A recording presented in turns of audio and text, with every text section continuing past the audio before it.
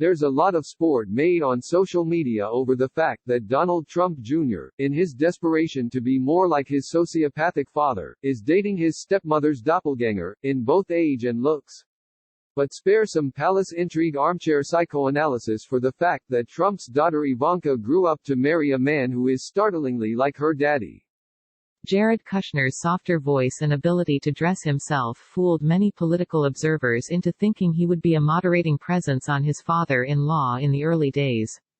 But by now even the most appearance-bamboozled pundits must accept that in all ways that matter, Jared is virtually identical to Papa Trump. He's as arrogant as he is incompetent, he's assured of his own expertise on matters he has barely paid attention to, he's shameless in his lying, and he's fully confident he can bulldoze his way past his myriad failures simply by declaring himself successful.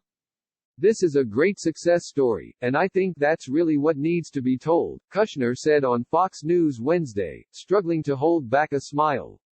And yes, he really was talking about the Trump administration's response to the coronavirus pandemic. Seriously. Kushner bragged about how the federal government rose to the challenge and achieved all the different milestones that are needed, and then, to make the whole thing even more of a rhetorical nightmare, predicted that by July, the country's really rocking again. He said this on the week that a certain milestone had, indeed, been achieved. The United States surpassed 1 million confirmed coronavirus cases, more than 4 times the number in Spain, which has the second highest official case count. No one is quite sure how badly China has been hit, with a government that is notoriously secretive, and a population several times larger than ours. The U.S. death toll has already topped 60,000, which is no doubt a significant undercount, as analysis of overall death rates in the country suggest a lot of people are dying of COVID-19 and not getting officially counted. Another milestone for the great success story Kushner is touting, more than 30 million unemployment claims filed in 6 weeks, which is nearly 1 in 5 American workers. Kushner, like his father-in-law, comes from the sleazier corners of the real estate world and so no doubt has developed the same habits of smoothly lying about serious problems with properties and wildly exaggerating the value of his assets while bamboozling investors. Kushner is, after all, a notorious slumlord. Now he's just doing to the entire country what he did to his unfortunate tenants. But instead of ignoring rats and cockroaches and leaky plumbing while posing as a real estate mogul, Kushner is now shrugging off thousands dead and millions infected or unemployed, while trumpeting his great success story. That Trump would let anyone as boastful as himself come so close has always been a surprise. Narcissists don't like competition, but ultimately, it appears he's so flattered that Ivanka wanted to marry someone like dear old dad that he keeps Jared around as a constant reminder. Kushner's preening is all the more disturbing because there's good reason to believe that he's second only to Trump in causing this crisis to spiral as badly out of control as it has. In a piece headlined, Inside Donald Trump and Jared Kushner's 2 months of magical thinking, Vanity Fair reporter Gabriel Sherman reports that Kushner shared Trump's view that the media and Democrats were hyping the crisis for political purposes, and spent months encouraging the president to ignore more than a dozen warnings, dating back to last year, from intelligence officials and health agencies about the virus and its likely economic impact.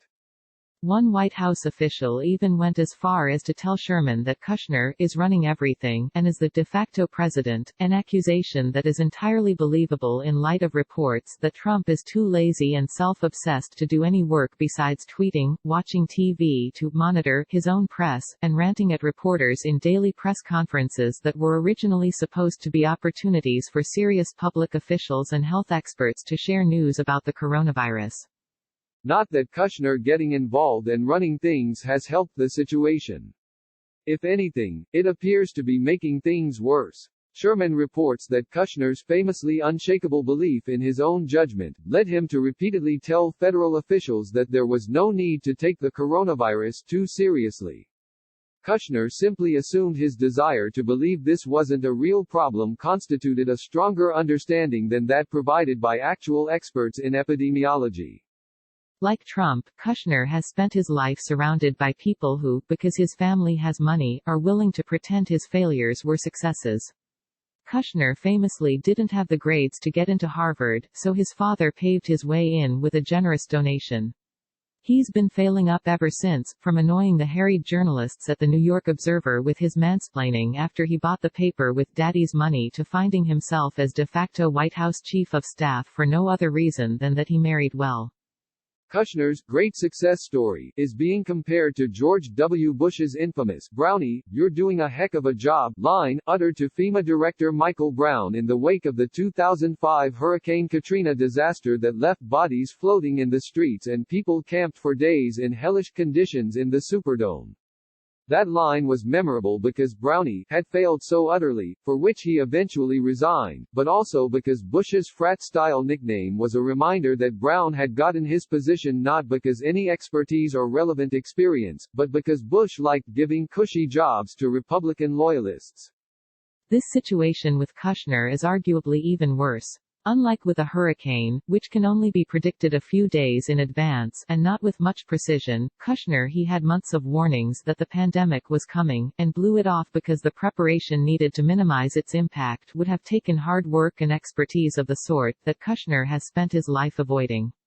Instead, it was clearly easier for him to ignore the problem in hopes that it would go away. In fact, as this interview shows, Kushner is still ignoring the problem, choosing to assure the public that things will be back to normal in July, even though that is literally impossible.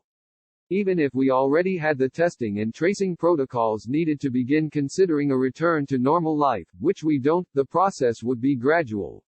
The economic impact of what will likely be a 20% unemployment rate, if not higher, doesn't vanish overnight, but will reverberate for years to come. But even talking about this alternate universe where we have sufficient testing is a joke. Trump, with Kushner at his side, made damn sure that the testing was slowed down because he wanted to artificially deflate the official coronavirus caseload. The president clearly continues to believe that we don't actually need mass testing, and that simply lying to the public and claiming we have tests when we don't will suffice. All the White House gift shop commemorative coins in the world, surreal and delusional as they are, can't hide the dead bodies and the lost jobs. Jared Kushner may have failed upward his entire life, no amount of self-congratulation will fool people into seeing this coronavirus disaster as anything but the epic fuck-up it truly is.